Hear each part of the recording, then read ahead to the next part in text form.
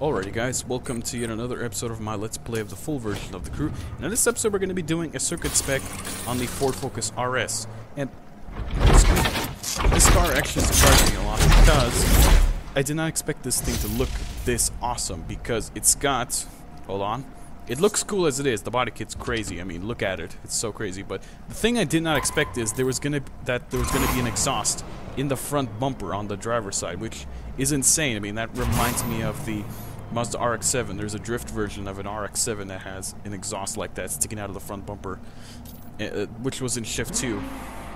I'm pretty sure that was very reminiscent of that car from the game, I guess. And so, yeah, it's cool that they added that. It's really, really cool that Ubisoft has actually done that. And of course, there's also one of the headlights does not work, and what the it's got scissor doors. What the heck? Fail. Who? Not fail. It's Racer Alert. That's what it is. That eye, though. Now, USA 4 is kind of cool, but doesn't suit my style. Doesn't really suit this style. As you can see, one of the headlights is missing. The missing headlight is actually, there's a hole in the headlight on purpose because there's an it's designed to draw in cool air for the cold air intake, and I believe it's been proven by Mighty Car Mods. Well, quote unquote proven. It's a theory that if you suck in air directly from the headlight, then it's going to be colder than anywhere else on the engine. But I don't know if that's exactly true, but that's what they basically theorized in Mighty Car Mods. But yeah, whatever. It's just cool. It's just a cool car. Reminds me of it makes me think of it as a drift car, and it actually is a pretty good drift car. If you put it in the sport mode, then it will drift like crazy, and you will have a lot of fun with it.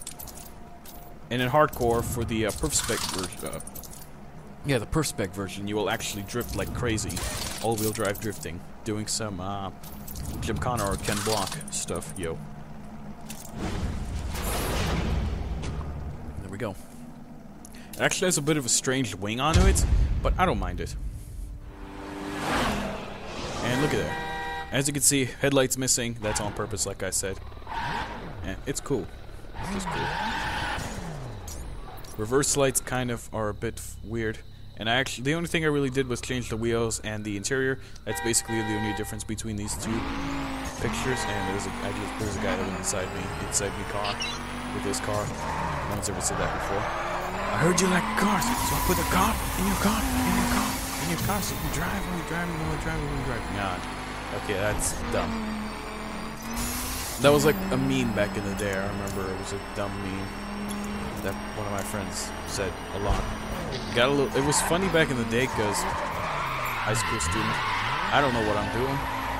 I thought I was actually going the wrong way, but I ended up doing a 360. So it was this intersection right here where I was supposed to turn off. And just looking at that exhaust burning when you burn the nitrous, that just looks insane. There's no other word that can describe what that is. Yes, in the sense of that, it's just, this car is insane, and top speed is insane as well. For a crazy hatchback. And this is actually the second hatchback that's in circuit spec. The Mini Cooper is the first hatchback that came in as a circuit spec. And now it's got a little brother. It's got a little friend to compete up against. And of course, the Mini Cooper was also very, very overpowered for PvPs. But they kind of nerfed it. They nerfed its grip a little. So yeah, it's not as overpowered as it was before. This looks so cool, this thing. And we're actually doing a little run where I can't damage the car. And this was the best run that I've ever done on this faction mission. I did not damage my car at all, and I was going pretty damn fast on this track. Pretty damn fast. I actually tried this with my Impala, and I actually almost got a perfect run with the Impala, but I failed, and I went a little too far to the inside with it and crashed into a guardrail, the front of a guardrail. As you can see, I'm using sports steering, by the way, and using nitrous, and it spins its wheels, but it's not as crazy as you might think, and that was a close call right there to hitting the wall. And by the way, I did not hit anything as well. I did not hit anything on this run, which is quite cool, because that's actually kind of hard to do. Get a really, really fast time and get a perfect run on this without not even getting any damage on your car. That's really, really difficult. Actually, this was actually on my second attempt at doing that. Maybe it was my second or third attempt at doing this, which is pretty good, because my first attempt,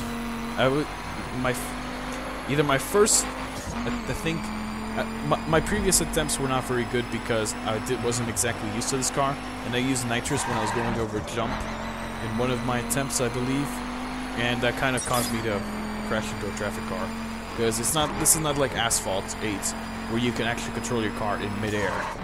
And Asphalt 8 is a cool game. I'd actually play it on my Android, but since it requires 0.49 gigabytes of USB storage in order to run, but my Android has 1.4 gigabytes of USB storage. So yeah, 1.49 versus 1.40 is not doesn't work at all.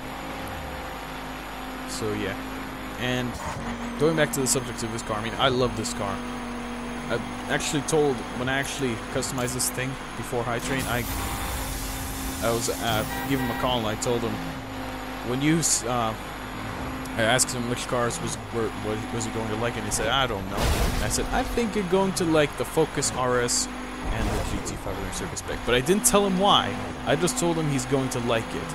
And then when he went to customize the Focus RS, it was like, oh my god. He saw the exhaust and was like, wow, that's awesome. He was quite surprised that they actually did that to the exhaust of this car. And if you actually look in front of the front tire, if you look into the front wheel well, you can actually see the exhaust going deeper into the engine, which is another nice detail that they've done in this game. The deep engine bays are nice. By the way, this car is very grippy at high speeds, and in low speeds it's still grippy, but it will get the tail end, the back end out a little bit if you want to have a little fun in the corners. And so yeah, I really like this thing. The wing, I'm not a big fan of the wing on the back. I mean, it could have been, but honestly, it could have been worse. Top Gear's been ruined completely. Probably never gonna watch Top Gear again, because Clarkson is probably gone. Well, I'll watch the old ones, but I won't watch the new ones until the trio gets reunited again somehow. Because like 1 million people signed the pension to keep Clarkson, but they still didn't do it. So basically, I was actually discussing with my sister about them people not having control with that, because they're just the viewers of the series. And then she made a big point that they're the ones that watch the series, and if people stop watching the series, they're gonna lose money, and the BBC will be forced to bring back Clarkson because they're losing money. But I doubt they're gonna bring him back, because the BBC is a stubborn company. Because I don't know, in my opinion at least, that's what I think. They might be pretty stubborn. So anyway, that's it for this episode. I hope you guys enjoyed this video, and I hope Clarkson comes back someday with the trio. And I will see you guys in the next video. Goodbye.